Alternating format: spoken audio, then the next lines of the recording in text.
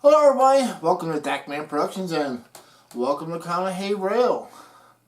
So as you may have seen from the video title, this is going to be a Conrail Diesel Day video in O gauge. So if you're kind of like tricked by the photo I used, sorry, but basically this will be a Conrail Diesel Day in O gauge.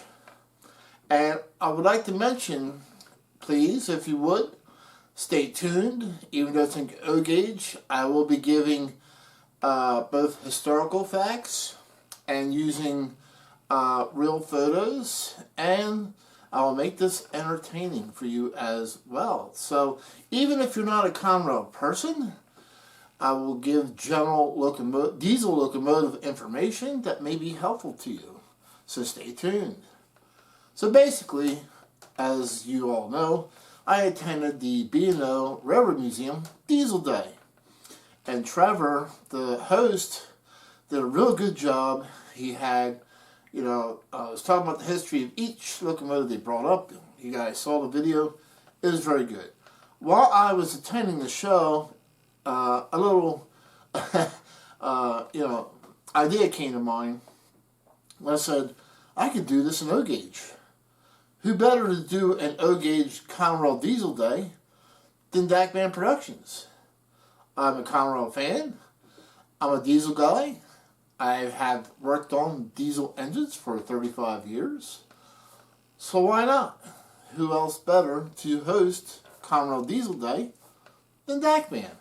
So for this video, I'm pretty much going to do the same thing that the B&O Railroad Museum did. I'm going to do a run-by with a Conrail O gauge locomotive.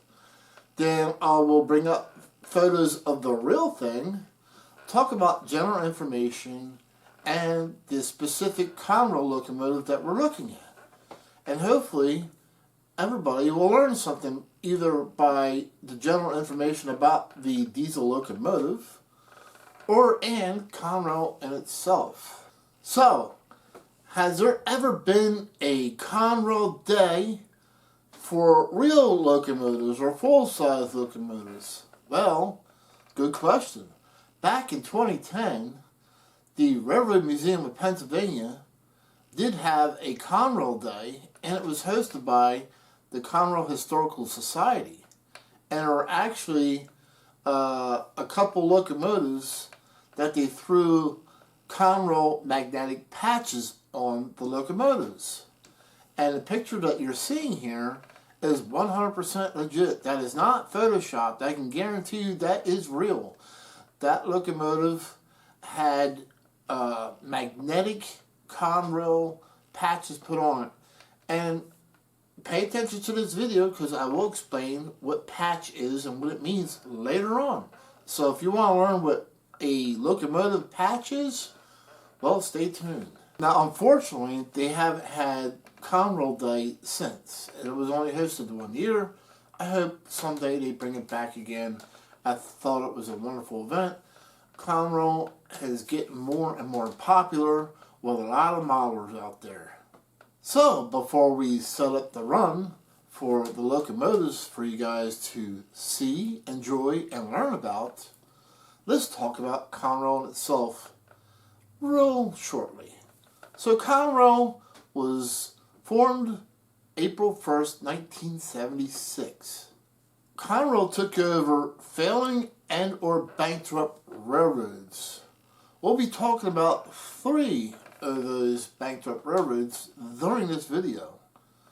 Number 1 would be Penn Central.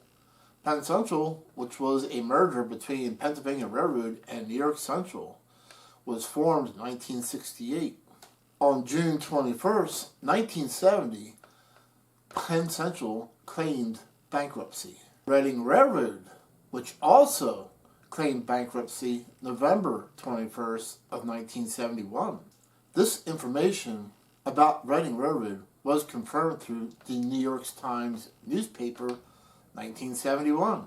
The Reading Railroad had claimed bankruptcy under the Reading Company. And a third railroad that we'll be talking about in this video, Erie, Lackawanna, which claimed bankruptcy in 1972. So all these eastern railroads were failing, one right after the other. The government started to panic and actually seen that there could possibly be a supply shortage if all these eastern railroads had shut down. By 1976, Conrail was formed and took over failing and bankrupt railroads. It was the hard work and dedication of the Conrail workers that rebuilt the whole entire railroad infrastructure on the East Coast. Conrail also implemented a very rigorous safety program to keep the railroad workers safe, and even had awards that they would give out. So if you were interested in seeing this Lionel Conrail Safety Award set, which includes intermodal cars from 3 different divisions of Conrail with people's names on them that received the safety award, I will leave a link in the description of this video in which I talk about that safety award set. Also, before we get going, I want to debunk some misinformation out there from those who are not Conrail fans. Conrail was never meant or intended to be a long-term solution or a long-term railroad. So for those who are saying, well, Conrail didn't last as long as any other railroad, well, it wasn't intended to be that in the first place. Conrail was formed to take these railroads that were bankrupt and failing and then turn them into a profitable railroad. Once that happened, then it was in the plans to return that railroad to the private sector, which happened in 1999. So Conrail was not a failed railroad, as many have said. It was actually very successful in 1999 when they decided to split it up. Some of the Conrail was bought by CSX, and some of the Conrail was bought by Norfolk Southern. And what could not be split up between the two became Conrail shared assets, which do not have their own locomotives. I wish they did, but they either leased Norfolk Southern or CSX locomotives. This information that I'm providing to you is true and accurate. I have attended the Conrail Museum, and for those who don't know about the Conrail Museum or missed it, I will leave a link into this description as well to the Conrail Museum video. The Conrail Museum is in an 86-foot high cube boxcar, has lots of literature, information, and memorabilia. One of those signs inside of that boxcar states exactly what I just told you, how Conrail was never intended to be a long-term railroad or solution to the bankrupt railroads, and how the plans were already made to return it to the private sector once it became profitable again. That is all true and can be backed up by going to that video and I show that information. I would also like to state I put in a lot of hours into research to making this video. So without further ado, let's go ahead and kick off Conrail Diesel Day in O Gauge with Dakman. Let's go.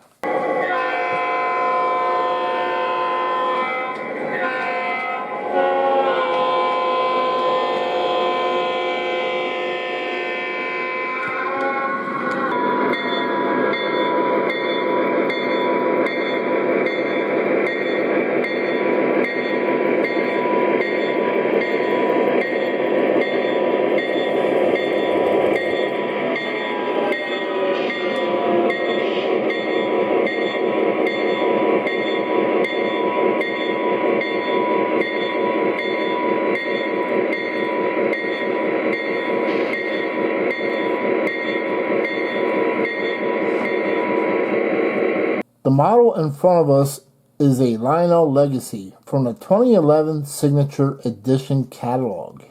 This is an EMD GP30, GP meaning general purpose. It was made between July of 1961 and November of 1963. 948 GP30 locomotives were produced. It was the first second-gen diesel locomotive. It featured a V16 567 D3 diesel engine that produced 2,250 horsepower.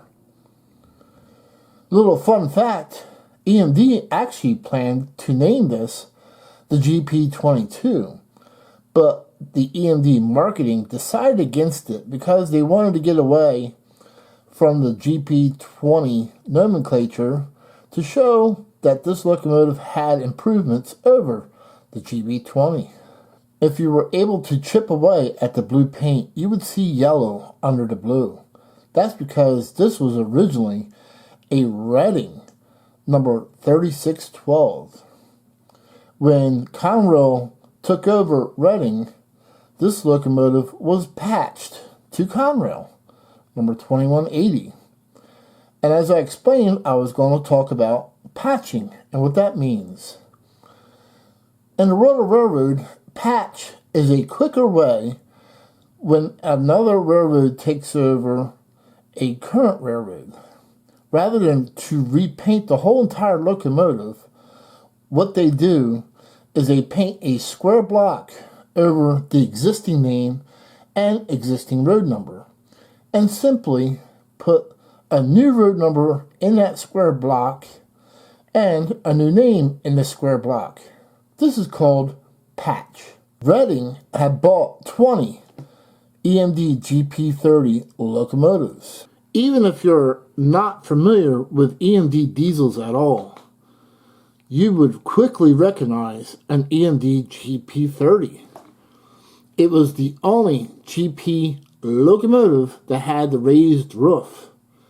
And if you notice, the headlights are slightly raised above the number boards because of that.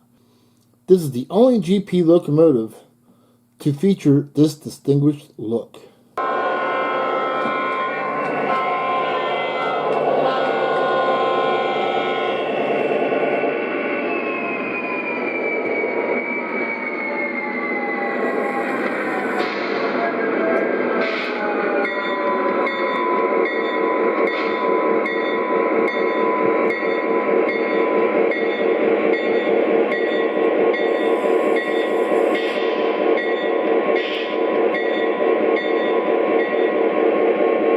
The model in front of us is a Lionel Legacy and is from the 2012 Signature Edition catalog.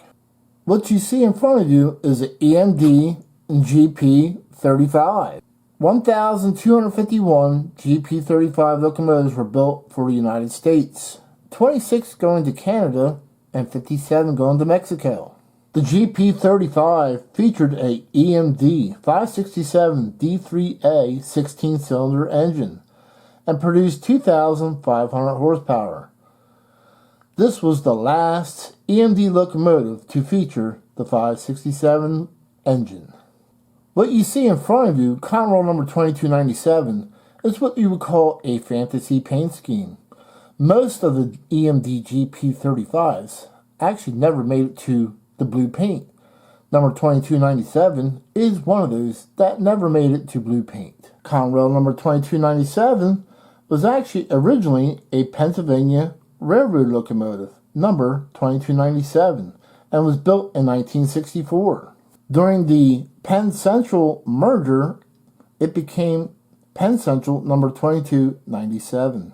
The Pennsylvania Railroad bought 119 EMD GP35s. Unfortunately, as I mentioned, most of them did not make it to blue. A lot of them were scrapped before even being painted in the blue Conrail paint. Conrail number 2297 remained in the Conrail patched Penn Central Railroad paint scheme, and it was scrapped before it made it to blue.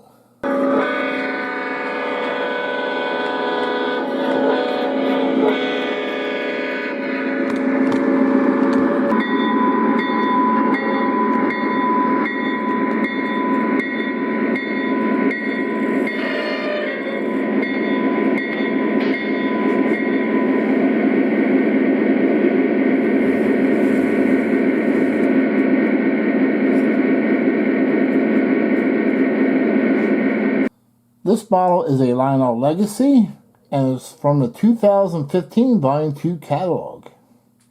What you're looking at in front of you is an EMD SD38. The EMD SD38 was built from May 1967 to May of 1971. It featured a 645 V16 645 E3 engine, producing 3,000 horsepower. The SD stood for Special Duty and referred to the 6-axle trucks on the locomotive. Beside the longer frame and 3-axle trucks, the SD38 was identical to the GP38. What you see here in front of you is Conrail number 6935 and EMD SD38. These were typically used in hump yards.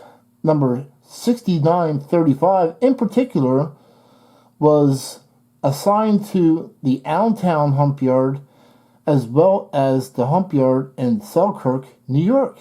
Conrail number 6935 was a former Penn Central locomotive, also number 6935. Penn Central bought 35 of these brand new. Conrail number 6935 became Norfolk Southern number 3807.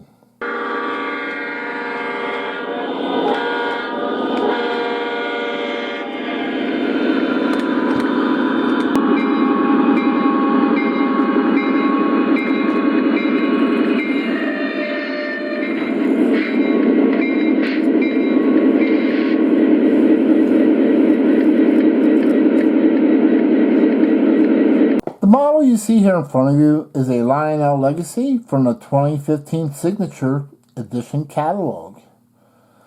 This is a EMD SD40. The EMD SD40 was built between January 1966 and August of 1972. 1,268 units were produced.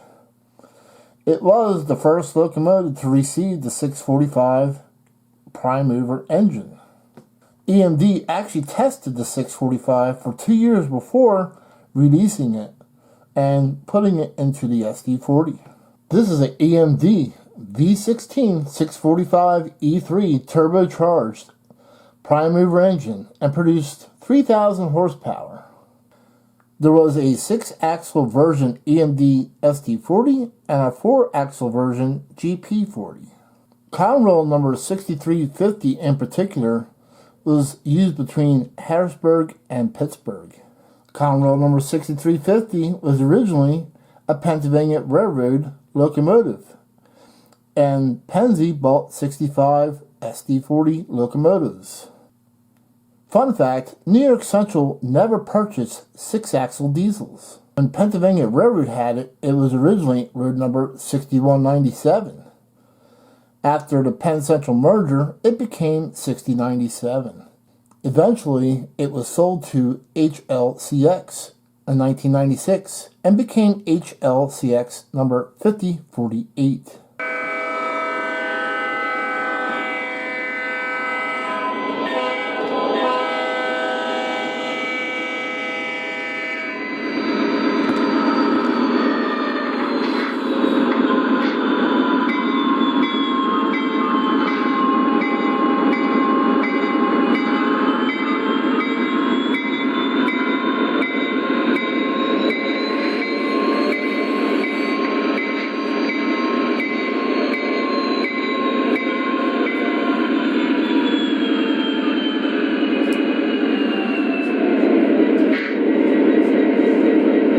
The model you see in front of you is a Lionel Legacy and featured in the 2013 Signature Edition catalog.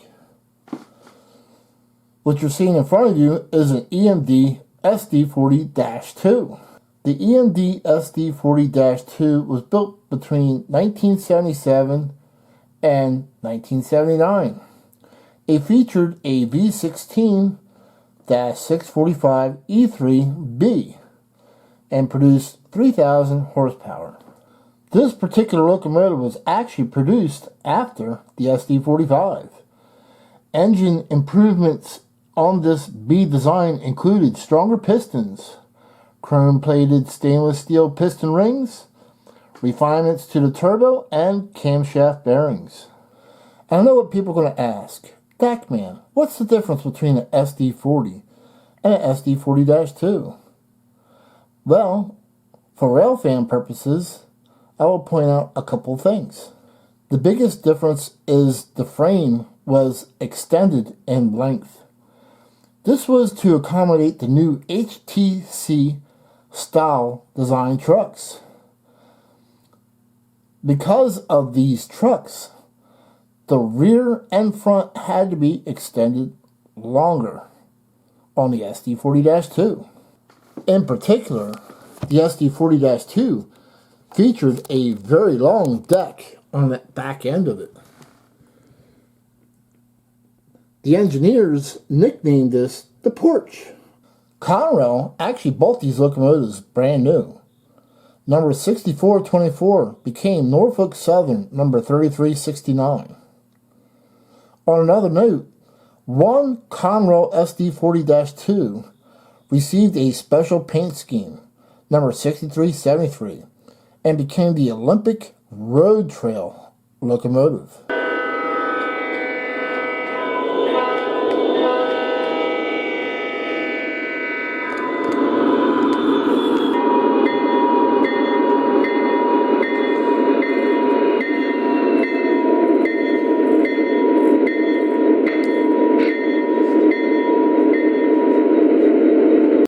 The model here you see in front of you is a line-out legacy and was not available in the line-out catalogs. This was actually a Brady's Trains custom run exclusive that was made in 2022 and only exclusive to Brady's Trains. Only 40 of these were ever made and you will never see them again.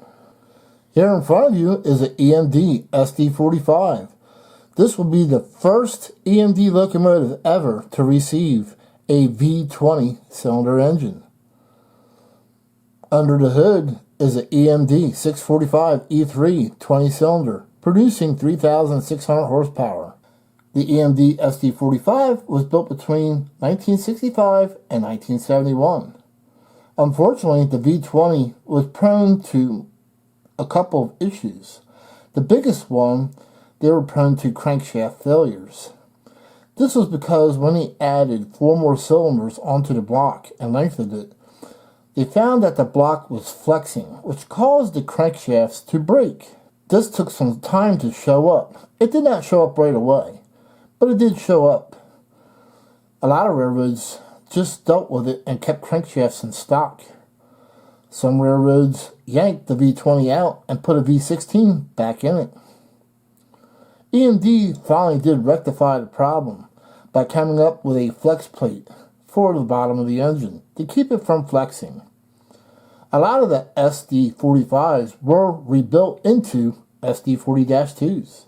Here in front of you is a Conrail EMD SD45, number 6067. It was originally an Erie Lackawanna, number 3602. And was eventually patched over to Conrail. Erie Lackawanna had bought 34 EMD SD45s originally. Unfortunately, a large group of Conrail SD45s ended up in the deadline at Rutherford. Most were scrapped by 1985.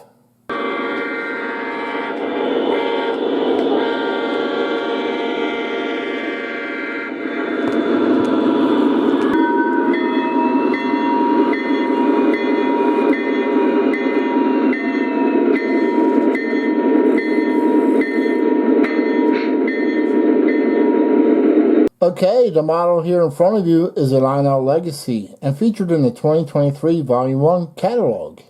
What you have here is an EMD SD50.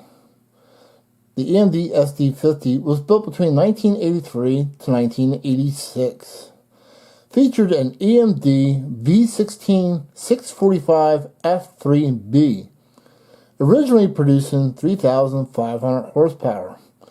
And featured a turbo blower combination. However, in 1984, during its production, EMD increased the RPM from 900 to 950 RPMs to boost the horsepower from 3,500 to 3,600.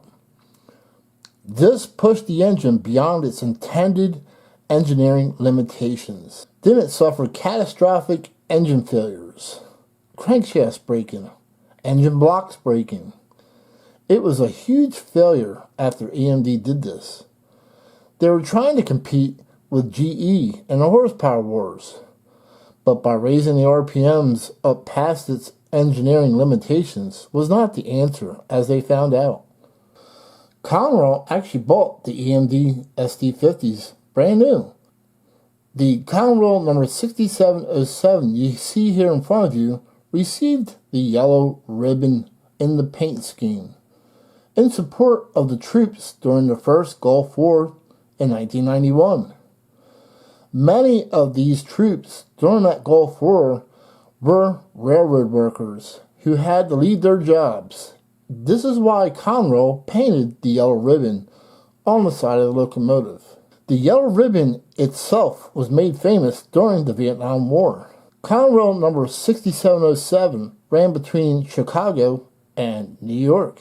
Many of the EMD SD50s were rebuilt into an SD40E by Norfolk Southern to be used as helper units on Horseshoe Curve.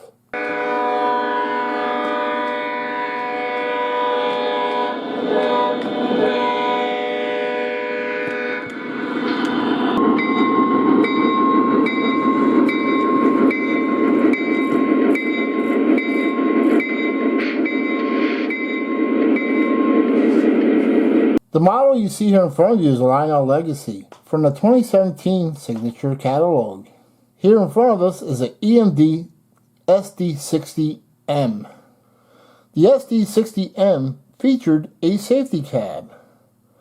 It also featured a V16 710 G3A engine producing 3,800 horsepower and had a tractive effort of 100,000 pounds. It was the first locomotive to feature the brand new 710 series. Conrail number 5510 was painted in the Conrail quality paint scheme. Conrail bought these brand new. Conrail number 5510 was built in 1993. Conrail bought 75 of these locomotives. Today, all Norfolk Southern and CSX SD60M locomotives were either sold or scrapped.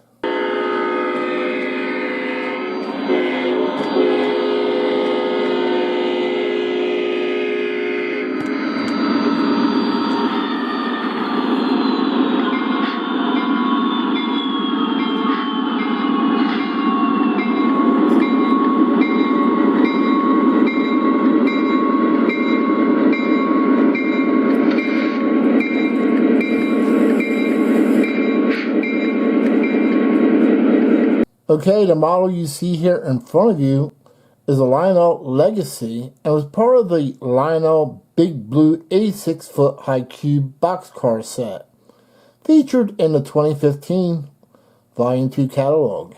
Here in front of you is the EMD SD70MAC, built between 1993 and 2007.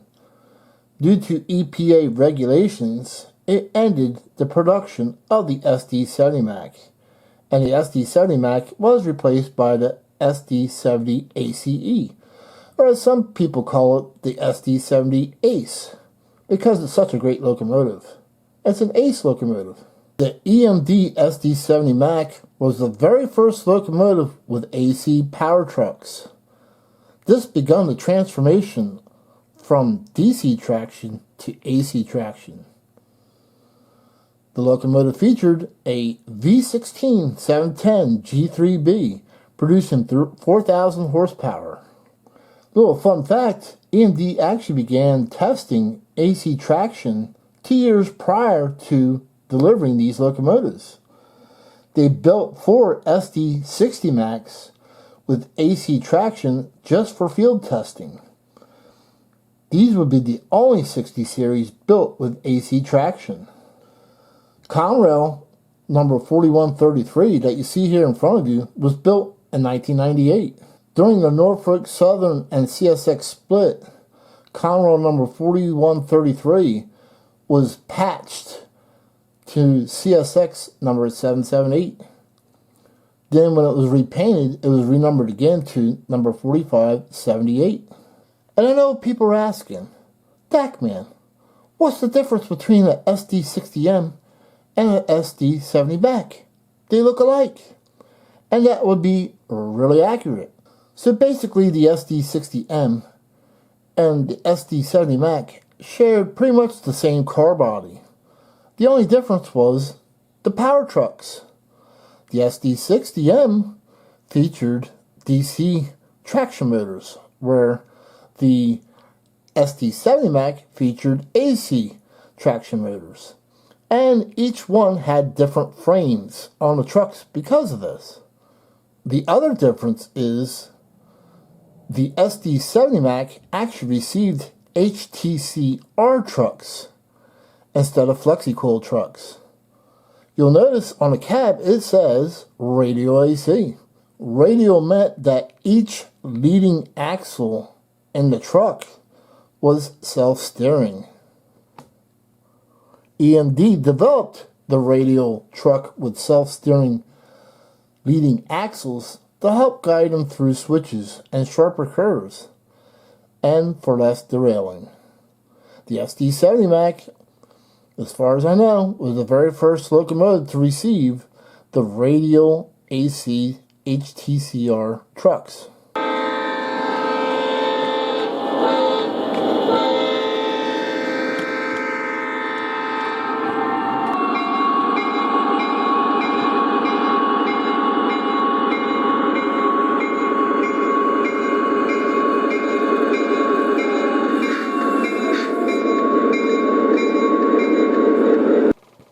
The model in front of you is a Lionel Legacy, featured in the 2012 Volume 2 catalog. This is a EMD SD80MAC. The EMD SD80MAC featured a 710 G3B ES V20 prime mover and featured 5,000 horsepower. It also had 155,000 pounds of tractive effort. Only 30 EMD SD80MAC locomotives were built. Here in front of you is Conrail number 4129. Conrail bought these brand new. Conrail was the only railroad to ever buy the EMD SD80MAC. There were 2 EMD SD80MAC locomotives that were used for testing and demonstrator units. EMD number 8000 was the only EMD SD80MAC to receive the demonstrator red paint. EMD number 8001 never got to wear the red demonstrator paint. It was mainly used for testing. EMD number 8001 became Conrail number 4129. Later on, Conrail number 4129 became Norfolk Southern number 7216. After the split of Conrail, the SD80MAC locomotives were split between Norfolk Southern and CSX. Norfolk Southern got 17, number 7200 to 7216, and CSX got 13 of them, number 800 to 812 originally. Those were the ones that were in a patched paint scheme. When CSX repainted them in their own colors, they were renumbered again from 4590 to 4602. In late 2014, Norfolk Southern reached an agreement to trade 12 EMD SD40-2 locomotives, number 3420 to 3447, for the remaining CSX SD80MAC locomotives. CSX wanted these SD40-2s to rebuild them into EMD SD40-3 locomotives. In 2020, Norfolk Southern retired all of the SD80MAC locomotives. 6 of them were sold to Canadian Pacific for parts for their SD70 ACU rebuilds. The rest went to Conrail Rail in 2022. From my understanding, the Conrail Historical Society was trying to save one of them. They reached out to Norfolk Southern, but to no answer, and finally after that, they reached out to Conrail Rail to try and save one. Unknown if the Conrail Historical Society was able to save any.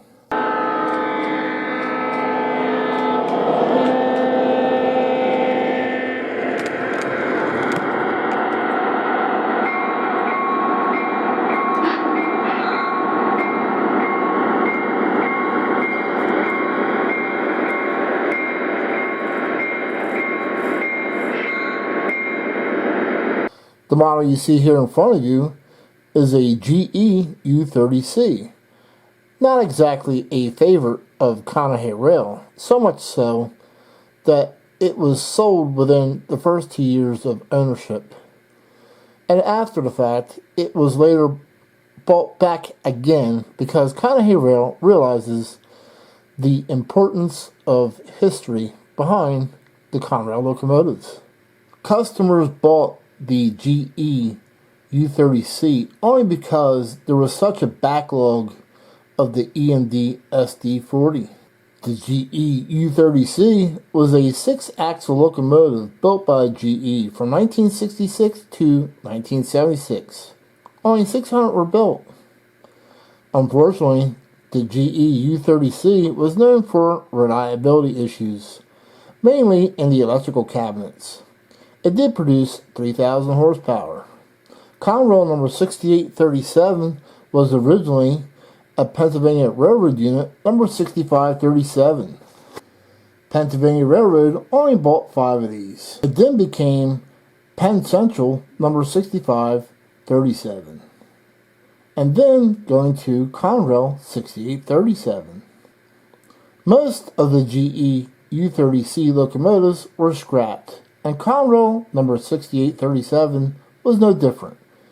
It was sent to Rutherford yards and then scrapped. However, a handful of GE U30C locomotives were later rebuilt by GE into a Super 7 locomotive. There are many fans of the GE Super 7, but Conahey Rail is not one of them. So I hope everybody enjoyed the video, learned something about Conrail, or even the diesel locomotives in themselves. And as you see, Conahey Rail has an extensive collection of Conrail locomotives. But at any rate, I'm going to put on my South Jersey Conrail Safety District hat. As I say, catch you guys at the next train show, next train event. We'll catch you guys trackside. See you later. Goodbye.